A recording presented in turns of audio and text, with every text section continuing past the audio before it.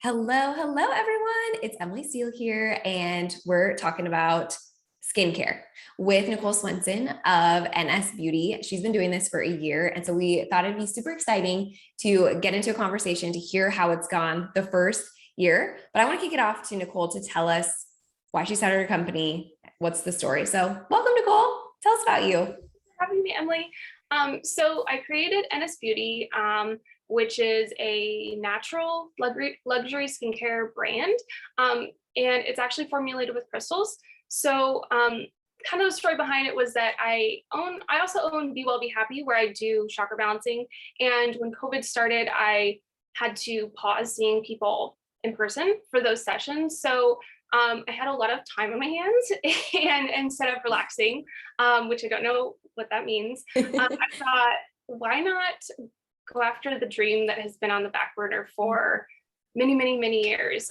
So I had a dream of starting my own luxury skincare line, basically because I'm super obsessed with skincare, and I love the feel of like high-end Chanel luxury brands, but I have really sensitive skin, and the fragrances usually gave me a headache, and my skin would be irritated from all the ingredients in it. So I was like, how can I make a brand that incorporates the feeling of the nice heavy containers, the good quality product, with it being natural? So that's kind of where I started. I didn't see anyone else doing that like I wanted. So there we go. That's it.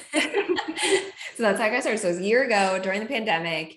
And are you at this point making your product? Are you outsourcing, or what does it mean to like have your own skincare line? So I'm making it. I formulated everything myself. I kind of started from the end of what I wanted it to do, and then kind of worked backwards. I have some experience in holistic living and know a lot about what certain products and what certain ingredients do for the skin and for the body. So kind of just worked with, this is what I want. These are the things that will get me there, and how do I make it where it's feels good on, and that kind of thing. So Yeah. Okay. I was like, because I feel like maybe I'll share this down the road too, of like, as you grow this company, it maybe is someone else making the product or like someone else doing the packaging. But we're talking about you today, year one, like for someone who's like going to get started, just like taking that step. So let's talk about the first early win you had in the company. So the first win was, I remember my first order, and I was so excited, and I boxed it all up and had it all ready, sent it out, and a week later I got an email, and they said, I mean, it was like a page long of how much they loved it, and I literally cried. That I thought, oh my gosh, somebody else really likes it too. Yeah. And they just loved how they had sensitive skin too, and so they had never found a product that wasn't irritating and worked and felt really good, and that they could display on their counters and make it feel like a really pretty experience. And so I got that first email, and definitely cried and knew that I was on to something, that other people wanted the same thing I did. I wasn't the only one. So oh, that's so special, especially the first person who orders and then they leave like the nicest like review, like double win. That's amazing. Yeah. Okay. Well, on the opposite side, what's like the biggest challenge you faced so far in building a skincare company? So there's been many, and there's been many challenges on the different stages of the journey.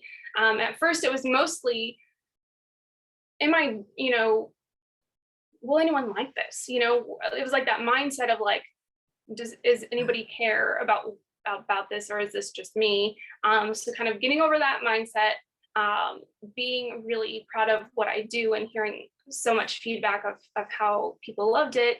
And now it's balancing I'm a mom, and we homeschool, and I have another business. So it's like balancing all of that is probably the biggest challenge that I'm seeing now, is as I get more and more sales, which is amazing, figuring out how to make, you know, keep fun in my life, Yeah. make, you know, keep family time, as well as, you know, putting myself out there and getting my brand out there. So Yeah. Oh, I love that you address that because it's like it is business, but it's like the business integration to life. And that is the blend, the balance, whatever word you want to say that like most of us fight or navigate on like a daily basis. So I can give nod to that as well. And I'm sure that will be like a theme that comes up in this series over and over again. absolutely. I think with being, you know, an entrepreneur and you're working from home, Yeah. and when you have your kids at home, or you know, especially with COVID and all that, it's important to try to figure out some kind of routine, and that to kind of make sure that there's some kind of balance within. Yeah. Yeah. Even just a few little things for me feel like, oh, these are mine. I have them to look forward to every day. Okay. So someone's listening to this because they're like, I've thought about one, like doing this is on the list or like been curious about it. If someone wants to start a skincare company and they're so inspired by you, which they should be, what are 3 pieces of advice you would give them? So number one would be to don't follow anyone else. Don't do what anyone else is doing. Do what excites you. So if that is really one specific thing, then just do that and do it really well.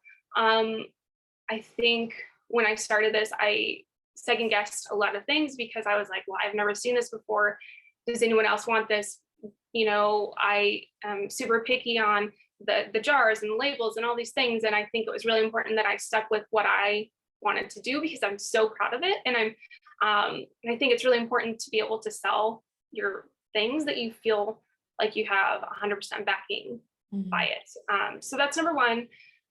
Number two would be to test and test and test and test and test until you just think it's like just overboard. Just keep going because there's so much tweaking involved in the formulas, and especially like different times of the year, the products can change, how it reacts to your skin and things like that. So testing is very, very important. And then the last is probably, it kind of goes with the first one, but really make sure that you know your audience really well. Make sure that you are learning about that person, and it's most likely you. Like you're probably your own audience, and so what would you like to see posted on social media? What do you want to see in a product? And really hone in on that so that you aren't just throwing it out there to the masses and hoping it sticks. You know, really focusing on who it's for, especially. So. Oh, love it. Okay, with those pieces of advice, with the challenges, with the wins, where do you get to go from here? You're year one. So I don't know if you have like a 10-year plan or you're like, oh, this is what I'm going to do next month. I do not have a 10-year plan. It's mostly month to month, just because, yeah, especially with COVID, it's like, I didn't think a year ago, or I guess it would be a little over a year ago, I would even be doing this. So we take it month by month. So last month in August was my year anniversary, and I had realized that I had shipped 250 orders to 15 different states, and I had been able to donate to 3 nonprofits from my business. And I'm just really excited to expand on that, grow, try to get to all of the states, hopefully go international, and be able to donate to those places that I really love and want to support the community more. So that's where I'm heading. That's where I see myself going. So I'm excited to follow along the journey. Awesome. So thank you for being on this interview series. Can you tell people where they can find you on the World Wide Web? So my website is ns-beauty.com, and Facebook and Instagram are the.ns.beauty. NS Beauty was taken Yes. And so I had to add the. The things we do to like get Right. usernames and domains. It's incredible. Well, thank you so much for sharing your story. I'm so inspired by you and so grateful you could be on today. Thanks, Nickole.